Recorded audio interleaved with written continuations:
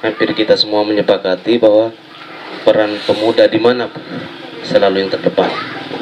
Itu adalah generasi penerus yang akan datang.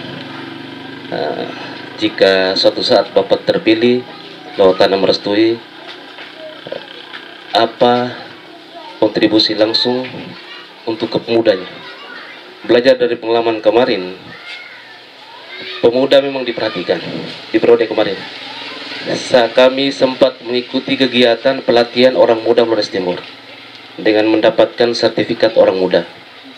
Dari situ sertifikat itu dipergunakan untuk jika teman muda ada usaha, maka ke sana terus sampaikan usaha tersebut, nanti difasilitasi. Tapi sampai hari ini mungkin ada yang dapat, sebagian banyak yang tidak dapat, bahkan tidak dihiraukan. Artinya begini Pak, pemuda hari ini tidak harus langsung dikasih ikannya Pak, harus dikasih kail atau mata pencariannya, atau dikasih ya seperti jalan keluar untuk seperti apa gitu. Tidak harus langsung dikasih hasilnya. Pemuda hari ini harus berpikir, harus lebih ini lagi. Itu yang pertama. Yang kedua, terkait pembangunan Kabupaten Flores Timur sebagai kabupaten maritim. Hari ini Bapak di Lohayong, mayoritas mata pencarian di Lohayong ini adalah nelayan Pak. Keluarga besar Lohayong ini mata pencarian sebagian besarnya nelayan. Hari ini nelayan kurang diperhatikan Pak. Nelayan kurang diperhatikan. Mungkin dipermudahkan dari segi apa sehingga keluarga besar nelayan ini bisa merasakan langsung Pak.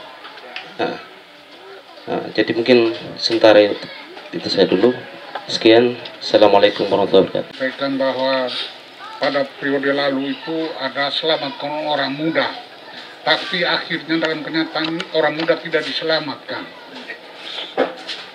Jadi ke depan ini bagaimana seperti yang ditanyakan tadi, pemuda ini memang benar-benar diperhatikan untuk bisa diberdayakan. Kemudian yang kata kuncinya untuk bisa semua ini bisa berjalan itu bagaimana mental manusianya. Mental manusia di birokrasi ini hampir kita rasakan seperti Pak Lukman ceritakan tadi itu.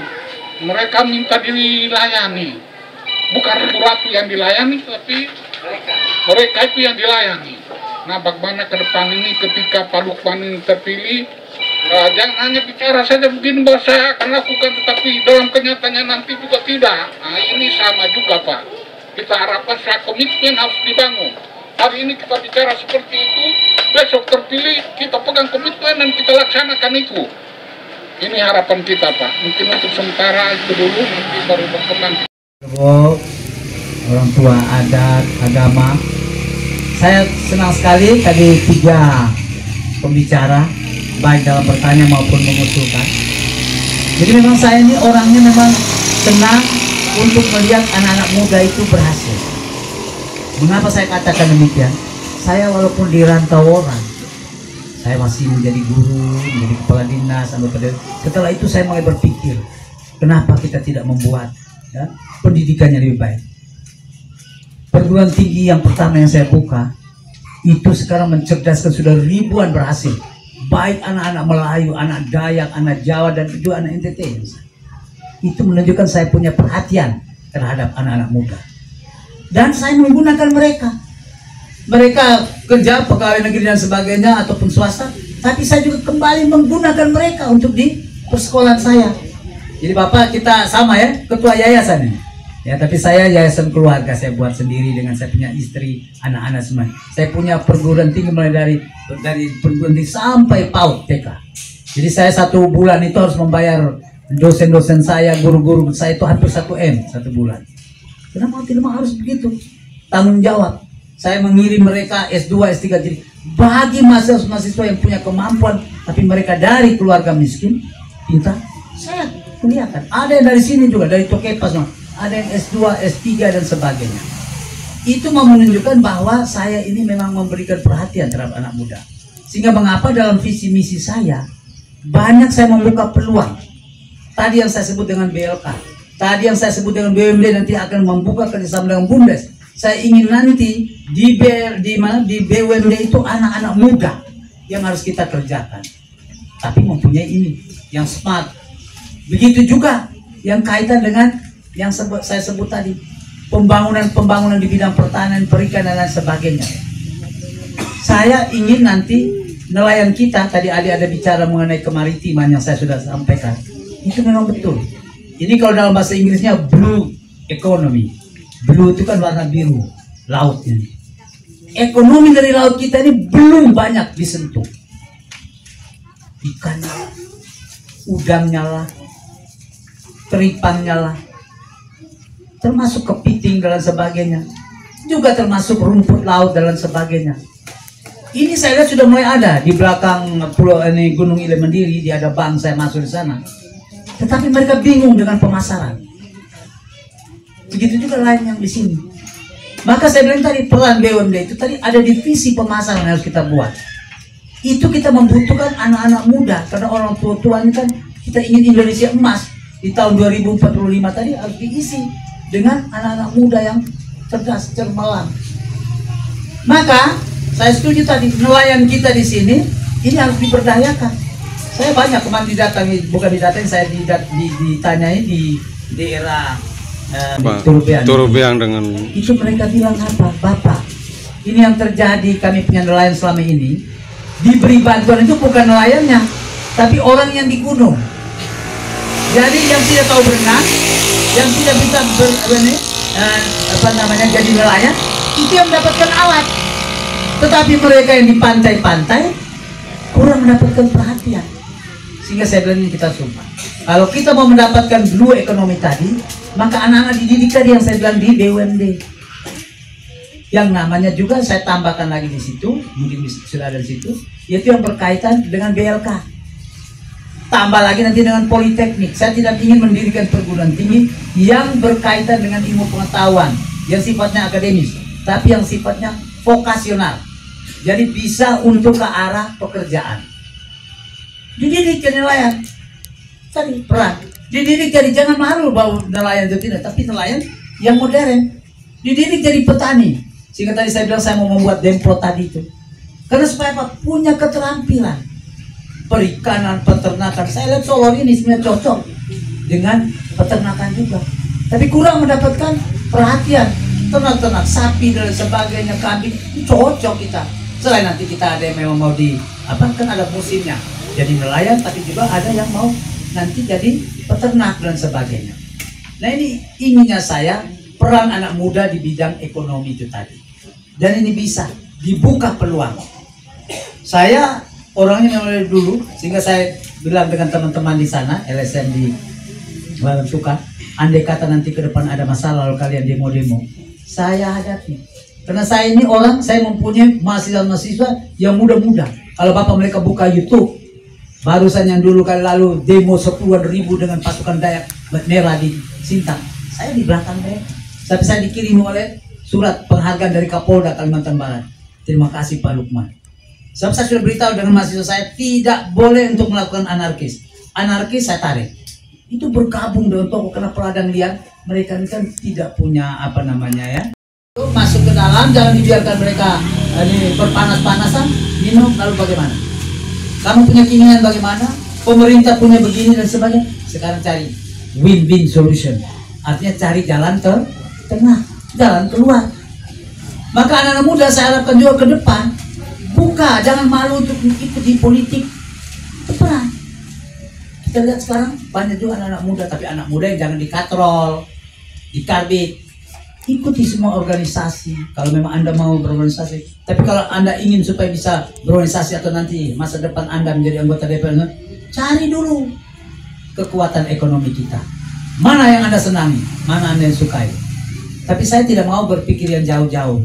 Itu tadi saya bilang, peternakan, perikanan, lalu perbengkelan, komputer, pariwisata. Pariwisata tadi saya sudah ungkapkan. Bisa membuka lapangan kerja. Anda bisa jadi guide, Anda bisa membuka tour travel. Karena saya ingin nanti ke depan itu bukan hanya yang berkaitan dengan wisata rohani.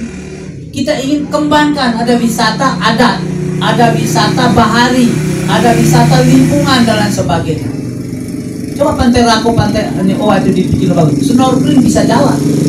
Kita yang tadi punya hobi untuk ini berdayung dan lain sebagainya, kita bisa upayakan. Maka untuk itu ke depan saya memang memberi perhatian khusus utama itu pada pertanian, perkebunan dan perikanan. Sebab saya tahu macam kita di sini tadi mama bapak mereka bilang nelayan, tetapi harus tepat. Tidak ingin saya nanti para pejabat di bidang perikanan mereka yang dapat alat, lalu masyarakat yang tidak dapat sudah itu jual. Dia bilang ini jangan dikira saya tidak tahu. Saya sudah panggil teman-teman yang bagus yang ingin perubahan di Lobo, beri masukan kepada saya. Sehingga tadi adik saya setuju, yaitu peran memang kita harus, jadi jangan hanya dari pemerintah. Kalau pemerintah membuka peluang, anak muda harus akan melihat nanti, oh dengan demikian ini saya bisa berbuat apa, saya bisa ambil bagian apa. Tetapi untuk yang secara lebih besar, tadi yang saya ungkapkan, yang Bapak tadi mengatakan selamatkan orang muda. Bapak saya ini guru, tadi saya sudah bilang jadi saya tidak mau untuk mengajarkan penipuan. Apalagi saya sampai sekarang ini saya menggeluti, saya punya pendidikan dan sebagainya. Saya mendidik mereka menjadi berhasil. Hanya saya bilang kenapa itu di Lobo orang, tidak di Lobo kita, sehingga saya membuat. Sehingga Bapak yakinlah, saya tidak mau untuk nanti Bapak datang demo dengan saya nanti dengan beberapa yang lain, ada tim-tim. Kalau perlu pun nanti jadi lalu, oh ternyata tidak. Bapak ingat tadi di Luayung Bapak ada bicara begitu, silakan sampaikan. Kenapa? Kita tidak mau apa yang kita bicarakan selamatkan, kita tidak selamatkan. Ataupun hanya segelintir orang yang punya akses, punya jalur kepada pemerintah. Sehingga saya bilang tidak boleh ada permainan orang dalam. Oh ada orang dalam maka dia jadi. Kita rekrut sesuai dengan kemampuan, kita tes. Macam yang BL kata saya bilang, ini nanti ada perwakilan kecamatan-kecamatan.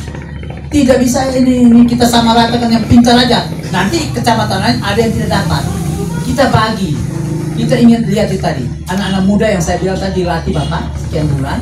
Setelah itu diberikan pendampingan, pengawasan dan diberi modal. Tetapi beda dengan selamatkan orang muda yang lalu. Itu kan sistemnya hibah. Uang tidak kembali. Dan tidak bisa dituntut. Bapak bilang hibah. Tapi kalau ini bergulir, artinya Bapak didampingi, diawasi, Bapak mempunyai usaha apa. Sesudah itu Bapak mulai mencicil, supaya anak-anak muda berikutnya mendapatkannya. Itu yang namanya wirausaha. Berarti itu peran pemerintah ada di dalamnya. Tinggal tergantung nanti anak-anak muda yang direkrut itu mau enggak mengembangkan diri mereka. Nah, itu contoh tadi ada yang bilang tadi bagaimana untuk peran pemuda. Belum lagi tadi saya membuka lowongan tadi.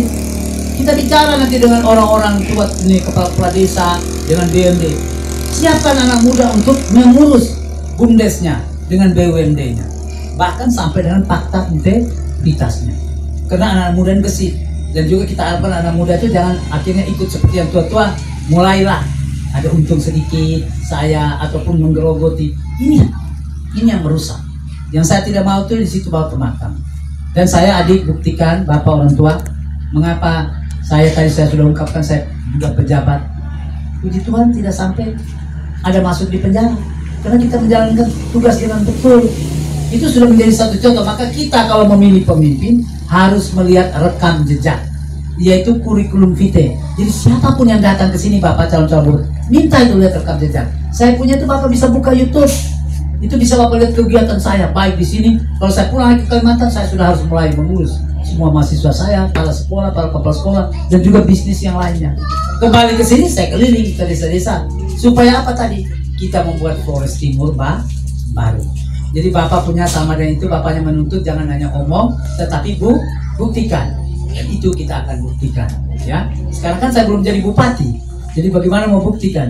Jadi ya saya sudah buktikan melalui rekam jejak saya. Juga saya sudah keliling, bahkan banyak saya sudah buat.